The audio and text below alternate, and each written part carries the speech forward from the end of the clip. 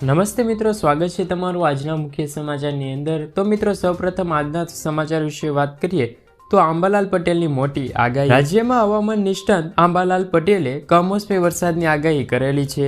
રાજ્યમાં 23 ડિસેમ્બરના રોજ કડાકા ભડાકા સાથે વરસાદની શક્યતા છે। 18 ડિસેમ્બર બાદ ઉત્તરના પર્વતીય વિસ્તારોમાં ભારે હિમવર્ષા થાય છે। તેના કારણે રાજ્યના વાતાવરણમાં અચાનક પલટો પણ આવશે, ત્યારે ભારે વીજ સાથે વરસાદ પડશે। ઉપરાંત ડિસેમ્બરના અંતમાં કાતિલ ઠંડીનો પણ શરૂઆત થઈ શકે છે। સાથે મિત્રો, ગુજરાતના ખેડૂતો માટે સરકાર તરફથી આપવામાં આવતી યોજના અને મહત્વના સમાચાર જાણવા માંગતા હોય તો ચેનલને સબસ્ક્રાઇબ કરવાનું ભૂલતા નહીં, કારણ કે આગામી દિવસોમાં તમને તાજા અને મહત્વના સમાચાર તમને માહિતી જગત યુટ્યુબ ચેનલ થકી તમને સૌપ્રથમ મળતા રહેશે। મિત્રો, ત્યારબાદના મહત્વના સમાચાર વિશે વાત કરીએ તો ખેડૂતોના હિતમાં લેવાય છે મોટો નિર્ણય। સૌરાષ્ટ્ર અને ગુજરાતના નંબર 1 ગણાતા માર્કેટયાર્ડ એટલે કે ગોંડલ માર્કેટયાર્ડમાં ખેડૂતો અને વેપારીના વિરોધ વચ્ચે 2 દિવસ બાદ ડુંગળીની હરાજી શરૂ થવાના પામી છે। સરકાર દ્વારા ઓચિંતા ખેડૂતોની નિકાસબંધી એટલે કે ડુંગળીની નિકાસબંધી કરવામાં આવી હતી। ગોંડલ માર્કેટયાર્ડમાં ડુંગળીની બજારમાં મોટું ગાબડું પડ્યું હતું। નિકાસબંધી પહેલાં ડુંગળીના 20 કિલોના ભાવ 700 રૂપિયા બોલાતા હતા, પરંતુ સરકાર દ્વારા ડુંગળીના ઓચિંતા નિકાસ બંધ કરવામાં આવતા ડુંગળીના ભાવ છે તે 300 રૂપિયા સુધી પહોંચી ગયા હતા, જેને લઈને ખેડૂત અને વેપારીઓમાં ભારે રોષ જોવા મળ્યો હતો। આજ સાથે ખેડૂતોએ ગોંડલ માર્કેટયાર્ડમાં 2 દિવસ સુધી વિરોધ પણ કર્યા હતા। મિત્રો, ત્યારબાદના સમાચાર વિશે વાત કરવા જઈએ તો જનધન ખાતા ધારકોને 10,000 રૂપિયાની લોન મળશે। કેન્દ્ર સરકાર દેશવાસીઓને આર્થિક રીતે સશક્ત બનાવવા માટે અનેક યોજના ચલાવી રહી છે। મોદી સરકારે વર્ષ 2014માં પ્રધાનમંત્રી જનધન યોજના શરૂ કરી હતી। આ યોજના દેશવાસીઓને બેન્કિંગ સિસ્ટમ સાથે જોડવાનો ઉદ્દેશ આપવામાં આવ્યો હતો। જનધન યોજનામાં હેઠળ ઝીરો બેલેન્સ એકાઉન્ટથી તમે બેંક એકાઉન્ટ ખોલી શકો છો, એટલે કે તમારી પાસે ઝીરો બેલેન્સ હશે તોય પણ તમે બેંક એકાઉન્ટ ખોલી શકો છો। રાશન કાર્ડ ધારકોને આટલી વસ્તુ મફત મળશે। જો તમે પણ પ્રધાનમંત્રી ગરીબ કલ્યાણ યોજનામાં ભાગ લઈ રહ્યા છો તો હવેથી તમને 15 કિલો મફત અનાજ મળશે। મોદી સરકાર નવા વર્ષના મોટો નિર્ણય લેવા જઈ રહ્યા છે અને તે માટે તમામ રાજ્યોને દિશા નિર્દેશ પણ આપી દેવાયા છે। 1 જાન્યુઆરીથી અંદાજે 80 કરોડથી વધુ લોકોને મફત અનાજની સુવિધા મળશે। આમાં મહત્વની વાત તો એ છે કે તમે આખું વર્ષ ફ્રીમાં અનાજનો ફાયદો મળશે।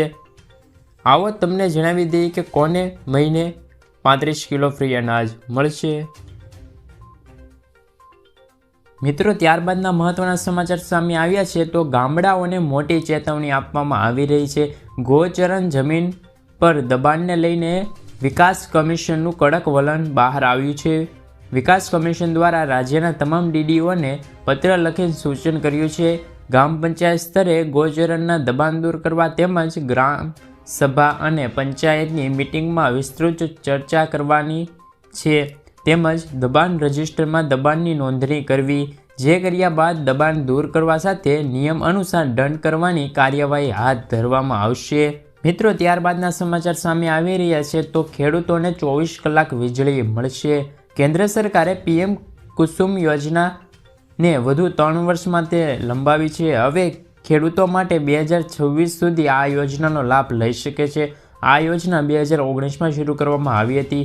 આ યોજના હેઠળ ગ્રામીણ વિસ્તારમાં સોલાર પાવર પ્લાન્ટ સ્થાપન કરવામાં આવશે।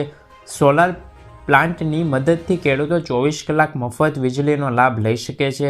આ યોજનાનો મુખ્ય ઉદ્દેશ વર્ષ 2022 સુધીમાં 30,800 મેગાવોટથી વધારીને સૌર એટલે જે સૂર્ય ઉર્જા છે તેને હાંસલ કરવાનો હતો।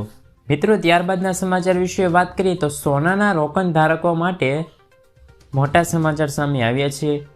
18 ડિસેમ્બરથી આરબીઆઈની ફરી સોવરિન ગોલ્ડન બોન્ડ યોજના શરૂ કરી છે, જેમાં 22 ડિસેમ્બર સુધી રોકાણ કરી શકાશે।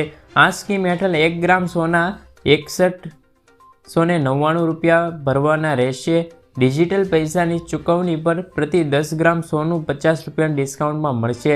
આ માટે ડીમેટ એકાઉન્ટ હોવું જરૂરી છે। આરબીઆઈએ આ સ્કીમ જાહેર કરી છે। વધુમાં વધુ 4 કિલો સોના રોકાણ કરી શકાય. પ્રથમ સિરીઝમાં રોકાણ કરનારને 127% રિટર્ન મળી જશે.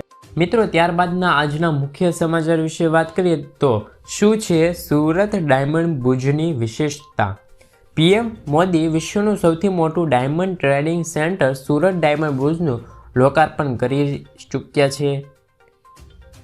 મિત્રો, વાત કરીએ કે ડાયમંડ ભુજને બનાવવા 3400 કરોડ રૂપિયાનો ખર્ચો થયો છે. 35.54 હેક્ટર જગ્યામાં ફેલાયું છે. આ રફ પોલિશિંગ ડાયમંડ ટ્રેડિંગનું ગ્લોબલ સેન્ટર 1.5 લાખ લોકોને રોજગારી આપશે.